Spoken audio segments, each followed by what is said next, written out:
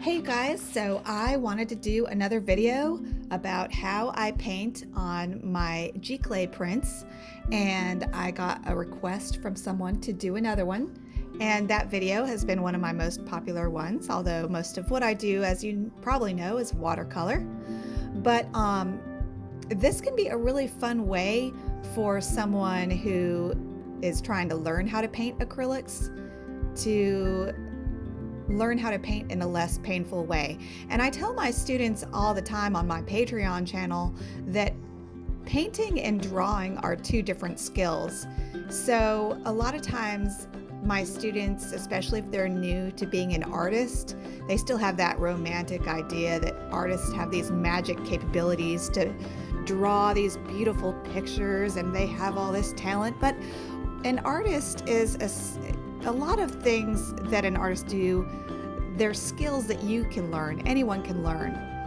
And a way to even improve your drawing skills is to paint this way, really, because once you get the first layer of paint on the image, you can't see it, and you're still going to have to rely heavily on your drawing skills.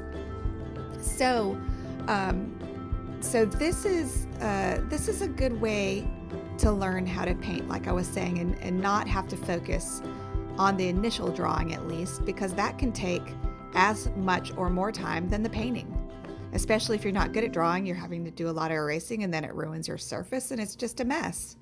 So the reason why I do these is because I offer hand painted giclees to my clients, and it's a way for them to have an original piece of art that's not as expensive as a completely original piece of art that is one of a kind. But I think it's also a great way for someone who is new to painting to start their painting. And what you could do is you can take one of your favorite pictures that you want to paint from, or one that you get from many of these free reference photo groups that are online, that if you message me, I'll be glad to share that with you too. But you just get your picture, you print it out on canvas, and I use a service called Easy Canvas Prints, and they're really inexpensive, and you can get your canvas mounted and everything, and they don't charge a lot. I mean, I think I was looking on their website the other day, I think a 16 by 20 was around $40. And probably for $50 you could have it mounted on really nice 1.5 inch stretchers, and then it's ready to hang once you're done painting. You don't have to frame it or anything. So get your favorite picture and have it printed on canvas by an online canvas service. There's a lot of good ones. Easy Canvas Prints is my favorite, and I've used them many times. And they'll ship you the print that is on the canvas on stretchers all ready to go, and you can just paint with acrylic paint directly on that. You don't have to prepare the surface, and after you put the paint on, you don't have to put anything on top of that to protect it, because acrylic is kind of like a plastic and it doesn't need any further protection. So it's really a simple and straightforward way to create a beautiful painting that is original, that isn't too painful to figure out how to get the drawing and all that done initially. So that's all done for you. So without further ado, let's look at how I painted this painting of Sadie. Say hello, Sadie. Yeah, hi, Sadie. All right, so I'm going to just show you some of the paint I use, and I recommend that you use professional level paint. I use heavy body acrylic Liquitex paint, because if you get the cheaper paint, it is not going to cover your canvas well enough. You'll see through to the original image, and you may think you're saving money by buying cheap paint, but you're not, because you actually end up having to use more paint. This is the paint that I recommend, this Liquitex heavy body acrylic paint. For this particular painting, let's see what colors I'm using. It really doesn't matter. And I tell this to my watercolor students, and really I encourage you, even if you're not painting watercolor, watch a lot of my videos, because a lot of my videos are about how to paint composition wise. And one of the tips I give them is don't worry so much about the color, worry more about the values you use, the darkness and the lightness. If you get the darks dark and your lights light and your mediums medium, your painting will be a lot more successful than if you worried so much about what color you use. That's just another thing. And be sure to watch my videos, like on if you're interested in specifically how to paint cats. Most of the tips in my watercolor tutorials are something that apply whether or not you're painting acrylic or watercolor. For example, one of my tips is to really make your painting stand out and look really good, put what we call jewelry on it.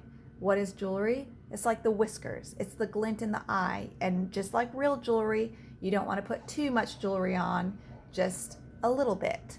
So the same thing applies to acrylic painting, oil painting, pastel, colored pencil, collage, it doesn't matter. So just keep that in mind. Now, to do the background on this painting of Sadie, I put dabs of paint directly on the canvas, and then I kind of just smear them around, for lack of better words, with my paintbrush. And the more you can get done when the paint is wet, the better, because you don't want to have hard edges between your colors. You want things to kind of merge and melt together. So try to work quickly. And what I do when I'm painting these canvas prints is I'll paint, and if I want to continue to work into an area, I'll just keep spraying it with a spray bottle to keep it workable until I don't need to worry about soft edges anymore. And to make sure that you don't have edges that look like cutouts along. Like in this painting, it's a black cat against a light background. And so you need to paint at least the edges of the black cat into the wet background while it's all still wet. So you can even use your finger to smudge the black paint and the background in just a little bit, even if it's just here and there. And it's definitely a technique you have to play with and learn and see how much smudging is enough. If you do it too much, of course, the lines get blurred and the black paint smears too much into the colored paint of the background, and then it doesn't look good either.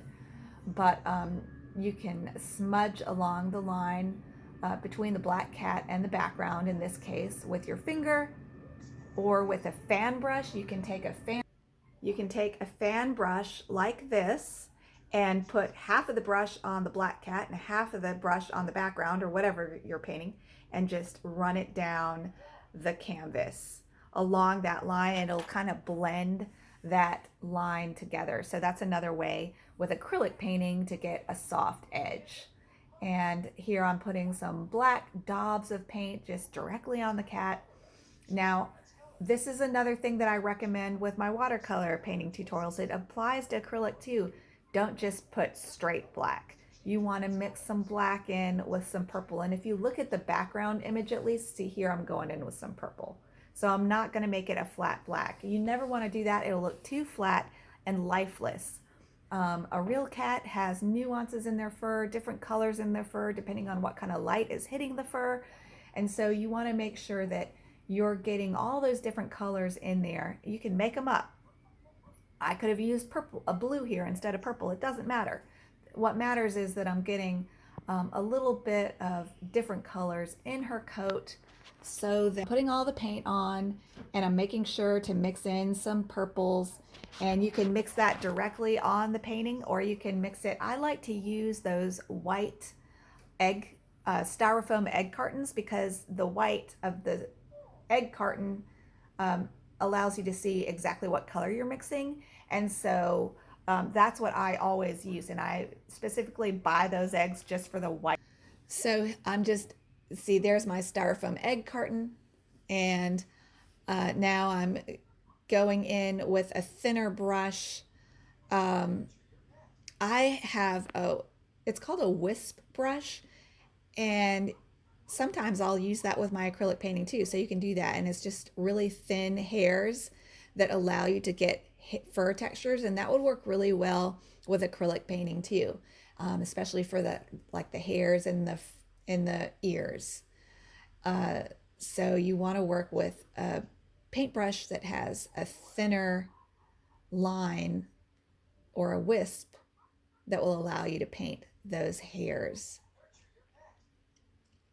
And as you can see, I'm getting lighter and lighter paint as I go with acrylic. You start dark and move into your lights, which is the opposite of watercolor. But you can see that I'm putting in the white highlights where the light is catching her fur. And in the original giclee print, the highlights were kind of bluish, and I made her purple for this painting.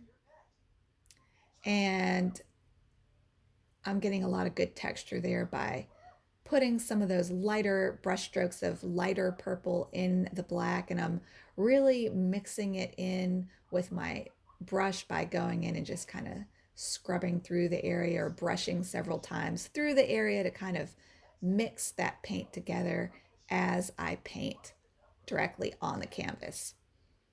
And the one thing that you want to make sure that you do is you get those white highlights where see where the light is hitting her nose.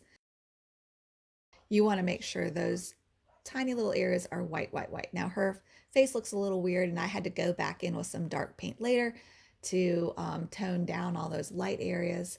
Now I'm painting her eyes, and I like to use Aureolin mixed with some permanent green light, mixed with some cerulean and quite a bit of white paint. And just like the painting itself, in the eye, you want to make sure you're not using one flat color. And just, you can think of an eye as a painting in and of itself. So it's going to have lights, darks, and mediums. And if it doesn't, it's not going to look as good. So of course, usually the darks is the pupil. And then the lights are the light hitting the cat's eyes, and then the mediums are just the color of the eyes. And usually there's a darker line along the top edge of the eye because of the shadow cast from the eyelash eyebrow area, and then the lightest areas down along the bottom of the eye. And you want to make sure that you get all that and use a few different colors. And again, I encourage you to go and watch my videos where I talk about all this in my watercolor painting tutorials, because it applies the same way. You have to get your lights and your darks and your mediums in the eye, and then you have to get your jewelry at the very end, which is the white glint. And I've found that an eye looks better with soft edges, just like a cat looks good with soft edges. So if you can get the pupil of the eye a little soft and smudge it just a little bit into the lighter area of the iris, it'll look more realistic.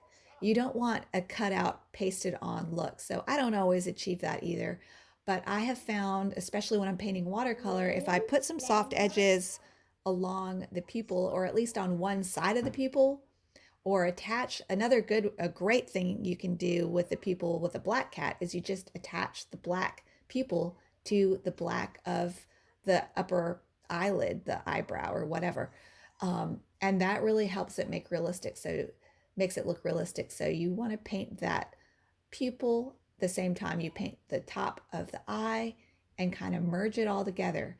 And as I talk about in my watercolor painting tutorials, again, if you can attach some part of the eye by having a soft edge or an edge that disappears into the eye, it's just going to look better, more painterly, more realistic, more professional. So here I'm using a smaller brush and getting a little bit more detail going. So I'm spending a lot of time on the eyes. I usually spend most of my time on the eyes because that's the area you want the viewer to look at. So when you want the viewer to look at an area, you put more detail in that area. And this is starting to look good. Some of the fur has soft edges between the fur and the background. That's really important. The fur has different colors in it. I put a few dabs of the light blue, that's probably peacock blue or cerulean blue from the background.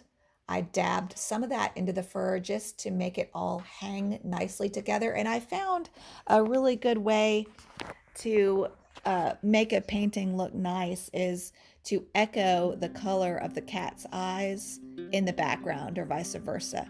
And that'll kind of help make it all hang together.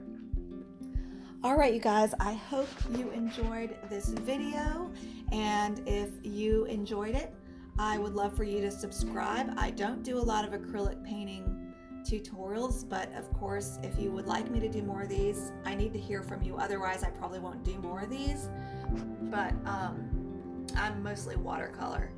And so you can learn a lot about painting from watching my videos, because most of the tips that I give isn't watercolor specific. So I do welcome you to join my Patreon. If you want to learn from me, you'll learn a lot about composition and how to use color and values and all that does apply across all painting mediums. And I think that would still be helpful for you if you enjoy my teaching style. Come join me on Patreon. It's only $5 a month, but be sure to subscribe to my channel. I upload new videos every week. Sometimes I do 2 videos, and I also, once in a while, I'll do a video about how to sell your art, how to market, and kind of the business side of doing artwork. Kitty, do you want to tell them to subscribe? You want to tell them to subscribe?